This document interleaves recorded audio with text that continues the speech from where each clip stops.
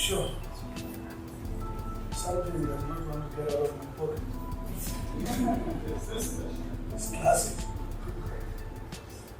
I'm not going young anymore. Okay? Thank you very much, Program Director. Okay? The Chairman of the Black Agencies Network Association, Mr. Program, Chaplain, a family with a particular history in turning around the fortunes of our country over years. Members of the association,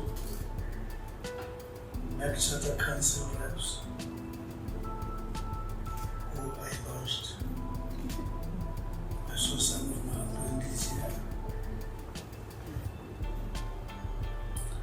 Marketing Association of South Africa, reps present here. The Competition Commission reps present here. Athletics South Africa reps. Is there Athletics South Africa here? Where are they? Athletics South Africa. ACA is the Advertising Association of Africa. It says Athletics South Africa. Right. Captains of industry, esteemed guests, ladies and gentlemen, good morning. I thought before I spend time, because I'm mainly going to speak about technology here, which is a new opportunity, which the agency, the sector, must start looking at these opportunities to grab them. But I thought before I do that, somebody sent me something which I think I must read.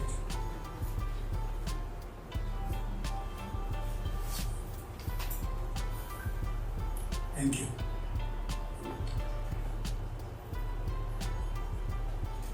I was just being reminded that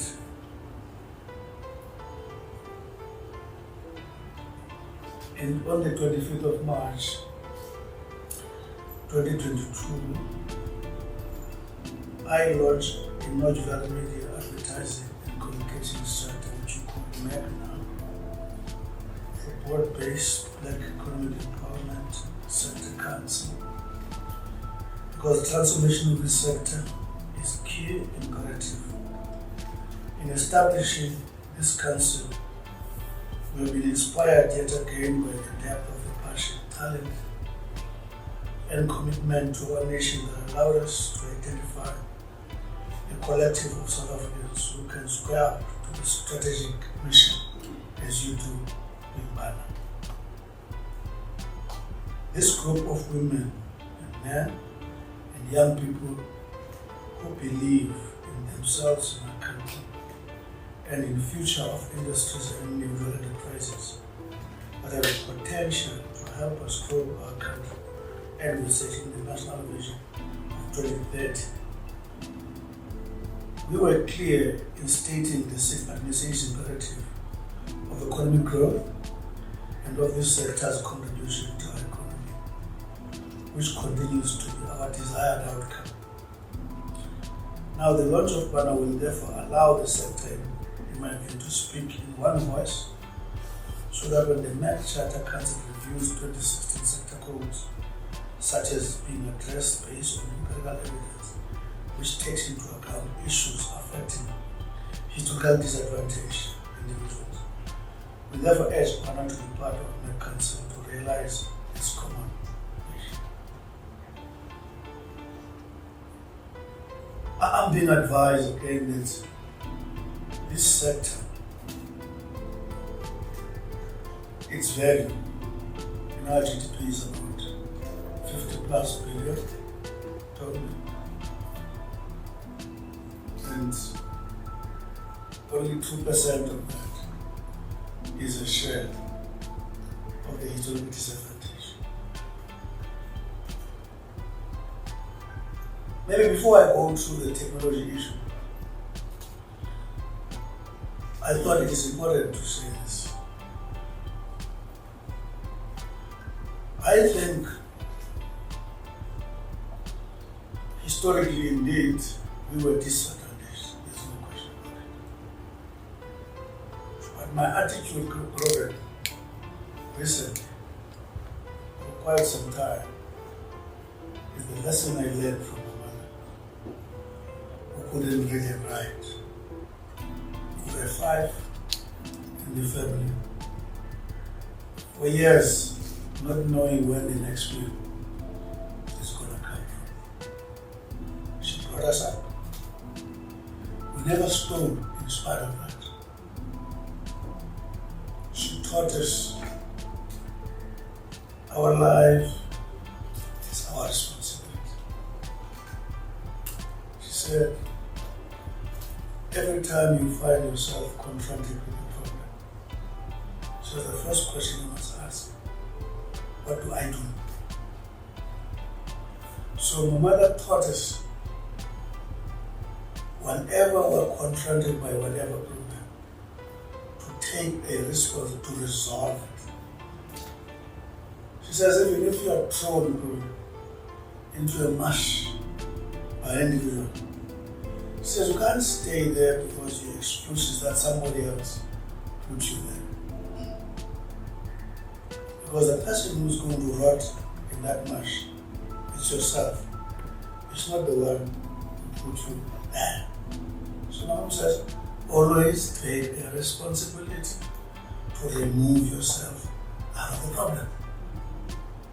And she says, you will always have least hatred for other people because your life is in your hands.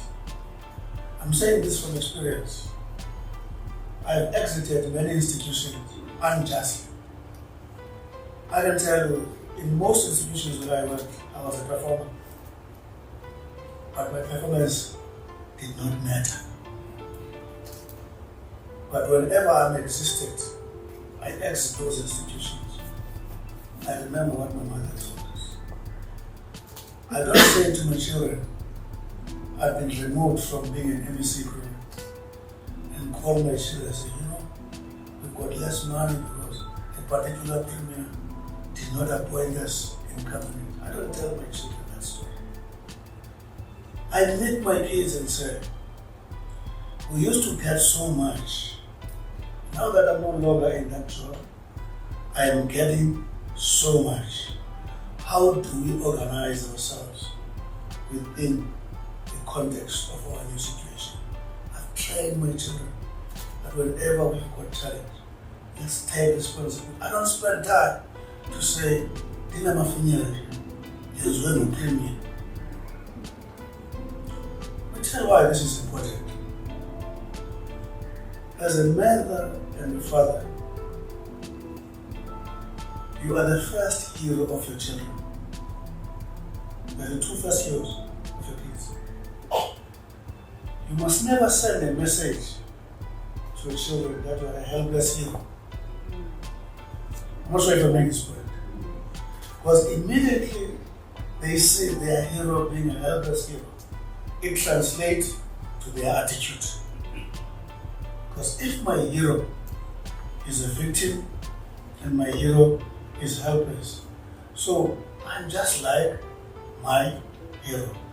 Because if my status and my belief are proportionate to that of my hero, so there's no disgrace, I'm following my hero. So your children must never be exposed to a sense of helplessness. Over and above my mother, the person who also taught me that in his literature is Albert Lutu. For his literature, it will demonstrate that he refused to view himself as a victim of apartheid. He said this is a ridiculous thing. In his literature, he says this is a relic which belongs to History Museum. And he said, I am not its victim, that's why I must lead its resolution.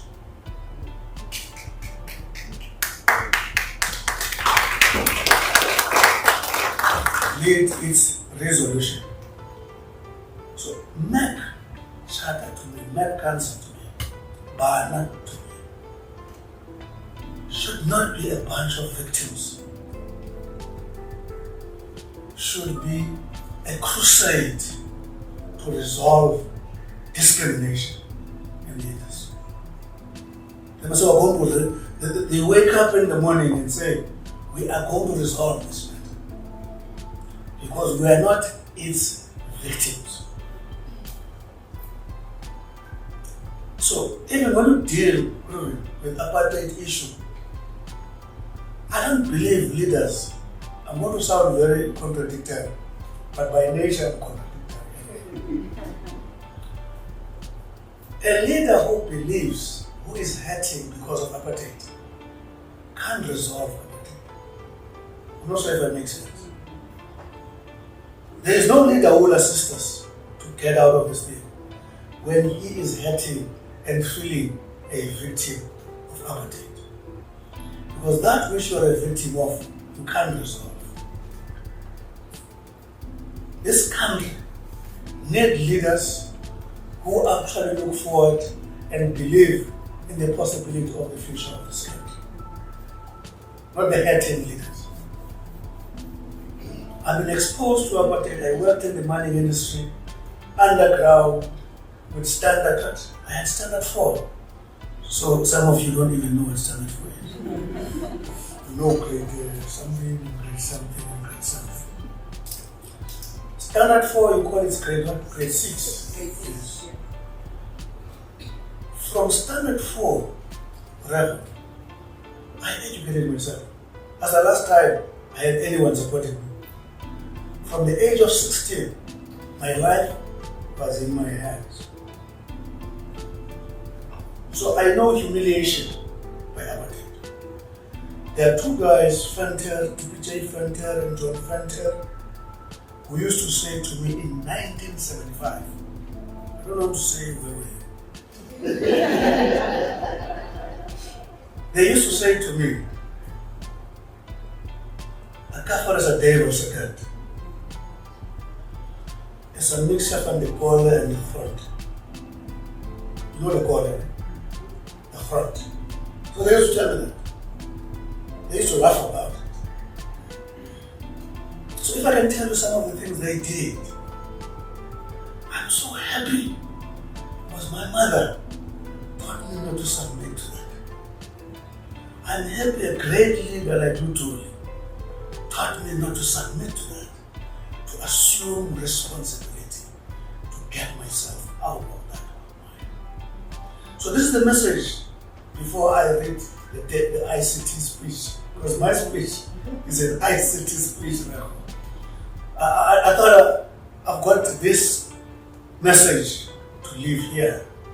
When I say BANA, I say BANA in the newspaper.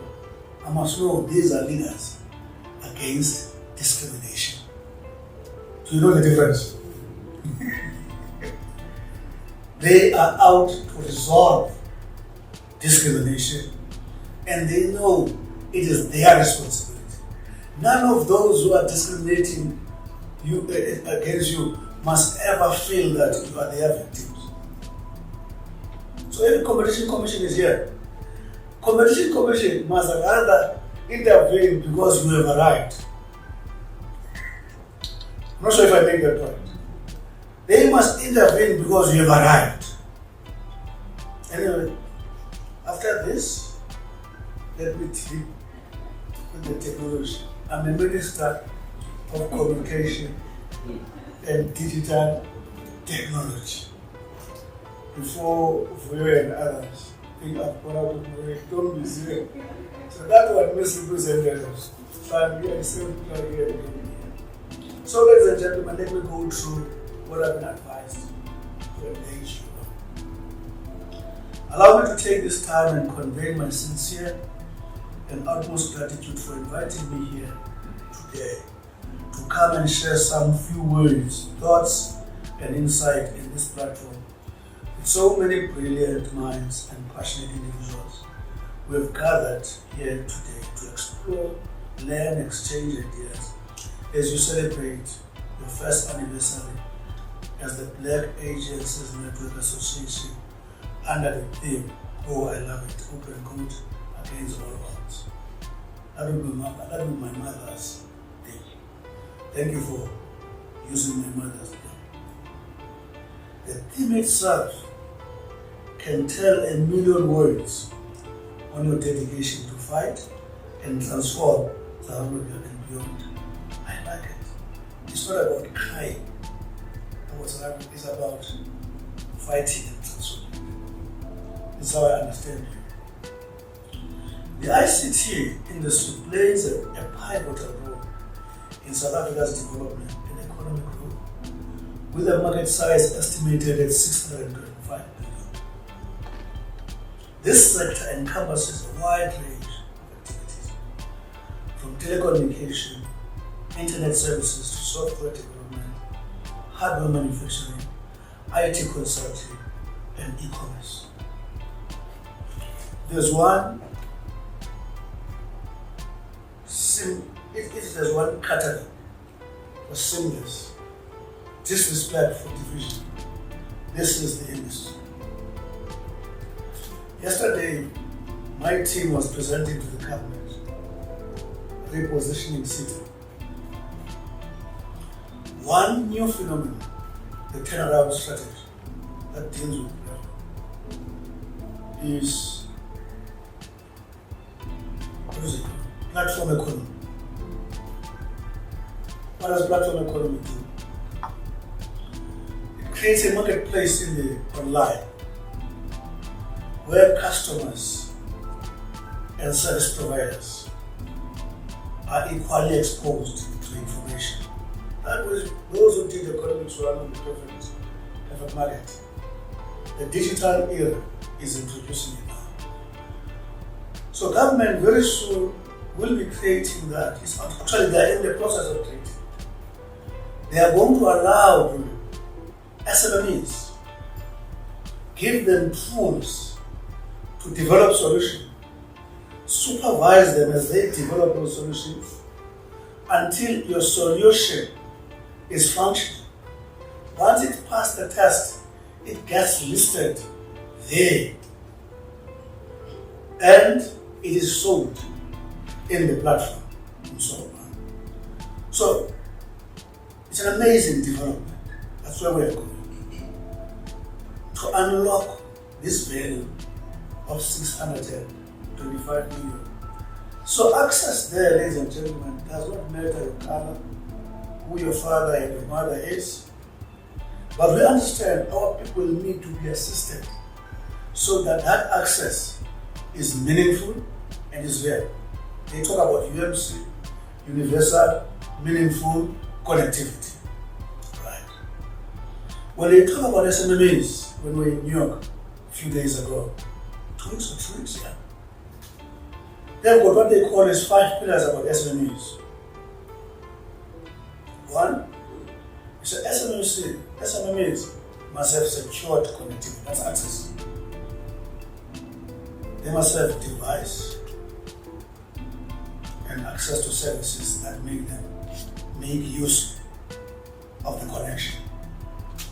They say they must have access to affordable services, affordable data. 3, they say they must be educated on the relevance of online economy. 4, they say they must have skills and knowledge, not only the SME owner, even their employees. 5, they say SME must be known to customers as running businesses that are safe, that are protected. So globally they say, if SMEs are enabled to actually have access to these 5 pillars, our economy is going to move. I'm saying this because just recently, this thing is beginning to happen. We connected 500 rural houses and we were launching that project last weekend in Mountain. It's no longer a theory or a story. In the rural community where I grew, I'm from Mondli is another area, but it was similar to where we are going to Mondli to do the same thing before the end of this month. We're going to be clean with 500 houses. What did you do there? You put a tower, connected it to a small dish, and inside the house there's a router. Those families have got access to a gig for 5 rand. And I'm sure you know how much a gig is. It's about 90 times 100. Those families have got a gig, access to a gig for 5 rand. And they pay a month 249 unlimited. If I can show you the mood that is there, we're going to Modimule and we're unleashing connection to far-flung areas, disadvantaged areas.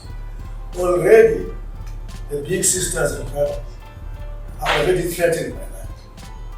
I heard something on revising our packages. Because a developmental government is intervening to impose conditions where data must fall. Mount Olive is a witness. Modimule is going to be a witness. 6,000 sites that are households that are already connected. This is just 500 acres as a pilot. Already from July, we've done 6,000. We are looking at connecting whole households by end of March. I pray that it happens. 749,000 households. Anyone know what does it mean? Per family. Because that router is accessed in the rural community by members of the family. Right? 649,000 houses. We pray God that by end of March we must have done that. Right? Connected in the broadband access fund which is a stimulus package by the President. 50,000 households are catered for them, no less than 3,000 Wi-Fi spots. Well, this big one is 4,000 Wi-Fi hotspots. These are the things that we are implementing now. It's no longer saying it's going to happen. Our guys are rolling them out. So I'm talking now to yourselves, as men and women in the business of advertising, to say what does this technology offer? Right. Mobile seller subscription in 2022 was 167.4 million, showing you an average increase of 2.9% for the past 7 years. The largest incline was during COVID. You will remember why. We were kept at home, level 5. We had to be innovative. That's why that incline occurred. Where during lockdown, there was a phenomenal boom in digital transformation. Based on the latest data from South Africa's population count, Census 2022 published in October by Stats SA, households that own a landline telephone amounted to 5.8% in 2022 compared to 24.4% in 2001. You remember those who are of my age, we used to have the exchange. You go there, you pick it up. I want to speak to people who's in Pretoria. He says, sit there, we'll call you. So we're sitting all up there waiting. You don't know who is being called. He says, hi, Rako, it's your turn. Pick up the call. Sometimes it doesn't come. They say, please be patient. Your call will be answered. Because I didn't know, I thought there was a lady there. I insulted that lady. But the lady was not responding. She kept on saying, I was insulting. Please be patient. Shut up, Honourable boy. This is a machine. I was busy engaging the machine. So I moved significantly from there. Conversely, cell phone ownership hopped to more than 90% from 32.3 over the 2001 to 2022 period. In terms of the households with access to internet services, the census indicates this increased to 79% in 2022 from 35% in 2011. Households that did not have access to the internet decreased significantly between 2011 and 2022 in all provinces, with only 21.1% of the households reporting they had no access to the internet, compared to 64.8% in 2011. The ICT chairperson industry has been instrumental in bridging the digital divide in South Africa and transforming daily lives of citizens and businesses. It has enabled more citizens, especially in rural areas and underserved areas, to access the internet and digital service. I've already spoken about that. This improved connectivity has empowered individuals with access to information, education, healthcare, entertainment, and job opportunities, and ultimately enhancing their quality of life. Demanding the rural community child there having access to that purely by having a phone. To emphasize the department launched SA Connect Phase 2 in Mount Elif, at Mzimvubu local municipality and Alfred Nzo district municipality in the past weekend. I've already spoken about that. SA Connect is a flagship program that is intended to bridge the digital divide by connecting government institutions and providing Wi-Fi access to communities across the country, with the target to achieve 80% internet connectivity for the population by the end of 2024-25 financial year. This project does not only connect people with internet but also create jobs and contribute immensely into the digital economy, empowering SMEs and learners or students to benefit from this connectivity. The benefits also include lower than average data costs, which I've already spoken about. The focus for SA Connect is connecting rural, underserved and township areas so to ensure that all in South Africa have equal opportunities to the digital economy. Ladies and gentlemen, the Department of Communication and Digital Technology is hard at work in ensuring that South Africa is digitally transformed and that no one is left behind in the process. The department has created a platform that serves as a digital distribution service and enables digital app developers who are SMEs to showcase their talent and allow users to browse and download approved apps developed across operating systems. It further promotes South African developed digital products to expand their adoption and use not just in South Africa but across the world. We encourage South Africans to be the primary consumers of our locally developed apps. Our contribution is completing the progress the ICT industry has made in supporting traditional industries to become more competitive by enabling automation, data analytics, and streamlined processes. From agriculture and mining to finance and healthcare, digital transformation has enhanced productivity and efficiency across various sectors. Evidence is there for one to see. Despite the vast number of opportunities that the digital transformation provides, the ICT industry in South Africa faces challenges that include issues of affordability, connectivity gaps, cybersecurity concerns, and the need for regulatory reforms. To fully enhance the potential of this industry, it is important for the government, private sector, and civil service and civil society to work collaboratively to address these challenges and ensure that ICT continues to play a transformative role in connecting citizens, industries, and driving the country's economy. The government, via its programs and agencies, will embark on an extensive skills development program aimed at training 1 million young people by 2030 in robotics, artificial intelligence, coding, cloud computing, and networking. The emergence of streaming services has applied pressure to traditional TV services, with many now foregoing them and paying for services that instead provide and abandon a amount of on-demand video content. According to PricewaterhouseCoopers, TV advertising revenue contracted by -3.3% in South Africa in 2022, predominantly due to falls in terrestrial TV advertising. The same report notes that linear television remains key for brand awareness and reaching audiences, while digital advertising offers short-term boosts.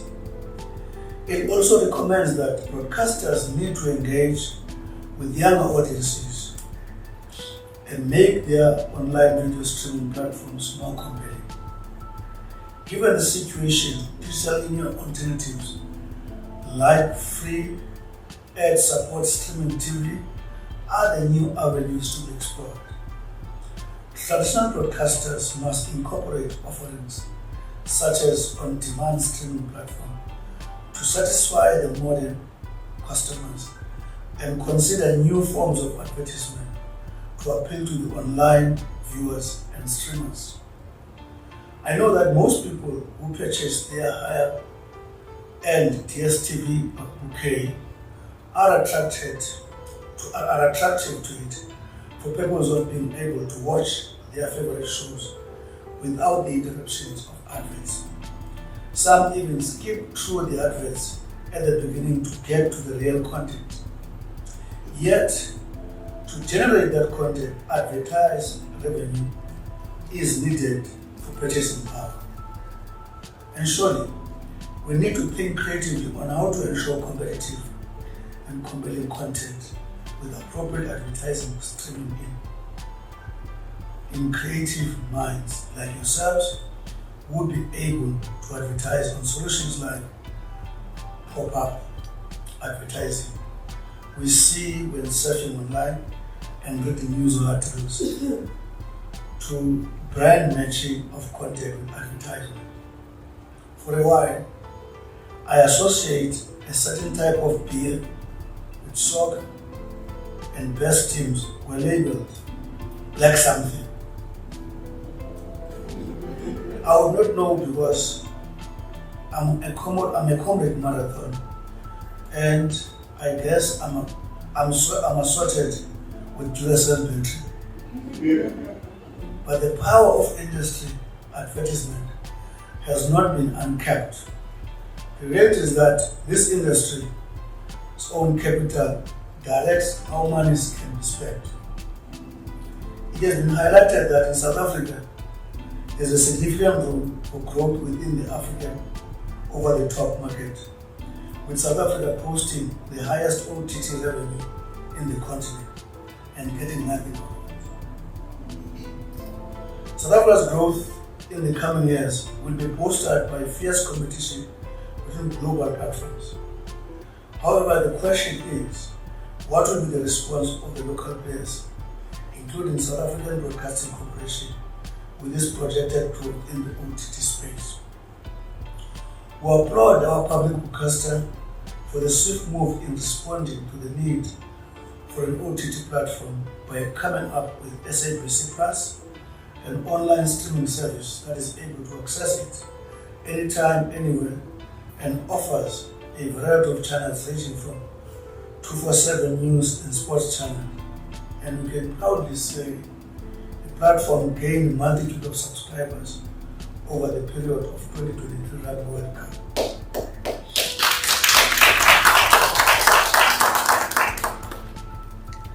With the increased rise in connectivity development in rural and underserved areas, most of those having access to the internet, it is important that we start to think and cater for that market. That speaks to yourself. Given the prevalence of the smartphones and improved access to internet, information and content, it is at everyone's fingerprints. This trend is changing the fundamental role of media in South Africa, presenting a great opportunity for the advertising industry. Online media has become a fast-paced, highly competitive, and the migration towards online publication is a prominent trend in the current South African media landscape. As a result, traditional publications have realized the critical importance of an online presence. TV and radio in South Africa are still the most dominating mediums in the consumption of content. Digital news and digital radios are following close behind.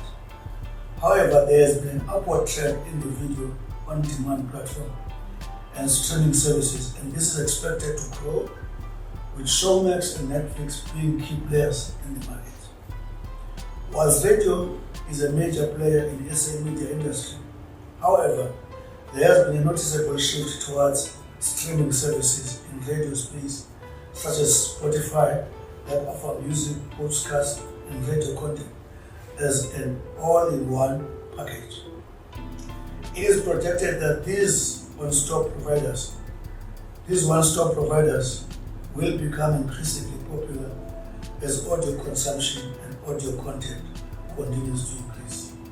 It speaks to the adaptation of the advertising vertical industry. Some of the challenges we noted in the media space in South Africa is the emergence of the user-generated content across platforms such as X, formerly known as Twitter, Facebook, amongst others, with the user-generated content issues around misinformation, disinformation, untrustworthy information, and unfair reviews. Unfair reviews have become prevalent with devastating consequences. Some of the unfortunate impact is the damage on the individuals and company reputations. With these challenges, ladies and gentlemen, it is thus critical that as government working with the industry, we need to embark on information and digital media literacy awareness programs to empower communities and society at large on the responsible usage of social networks and how to identify misinformation and disinformation. Consumers have responsibility to how they evaluate whether to share information at their disposal. Equally, it is very critical that we have media that practice responsible reporting on all platforms, both analog and digital. This is more crucial as it is the younger generation that are surfing and exposed to cyber exploitation. We need to be responsible in the content advertised, ensuring that proper research is conducted to assess the target market. I allude the industry ingenious marketing for children's products, having seen the boom in parents being compelled to purchase at the instance of the children. It's clear who is the landlord and who the renters are. But as we move to ensure that we captive all audiences, we capture all audiences, the emergence of artificial intelligence, machine learning capabilities can assist in collecting data in real time to ensure that we respond in real time. Artificial intelligence companies are increasingly using algorithm data to inform their advertising strategies. For those who are keen to improve skills in this area, I am happy to inform you that our entity NEMISA offers AI courses. Did I say that? Yes. Yeah. AI courses. I've been invited by a certain businessman to go and do a 2-day AI course. I'm worried if this can be done in 2 days, but I'm going there anyway. Please visit their website at nemisa.co.za for information. nemisa.co.za. Coming to advertising specifically, the numbers reflect that South Africa's advertising industry has recovered since the pandemic. Digital advertising is growing more than 4 times faster than traditional advertising, propelled by increasing numbers of internet users, as indicated above. What we have also observed in our interaction with the industry stakeholders in the business of advertising is that the advertising environment is changing as TV audiences and print leadership decline and people read and watch online. The shift in media consumption has resulted in advertisers moving to the digital advertising, where big sums of money are spent. The net effect of this phenomenon is the sharp decline in advertising on the traditional platform, such as TV, radio, and newspapers. For example, Meta, formerly known as Facebook, was the most used social media platform by South African companies for advertising purposes in 2022. The trend of influence marketing is also gaining momentum as brands associate themselves with the most popular influence to target their followers. We need to be agile to remain relevant and provide services that will appeal to this client as well as customers. We have seen the advantages of going digital. Number one of the key advantages of going digital is the significant improvement in efficiency and productivity. 2, digital transformation improves collaboration and communication, ensuring that the right people access the correct information while maintaining data integrity. 3, lastly, one has a full view of data analytics and insights, giving you power to tailor your product to target audience. By leveraging on technologies such as AI, digital marketing, and virtual reality, organizations can drive innovation, improve customer experience, and position themselves for long-term success. Maybe before I conclude, I want to say, one of the things our team discovered is the lowest usage of online government service, which is disproportionately unacceptable. They say it's 150,000 a day. Yet we've got 62 million people. They are trying to move fast to increase the numbers of the e-governance usage.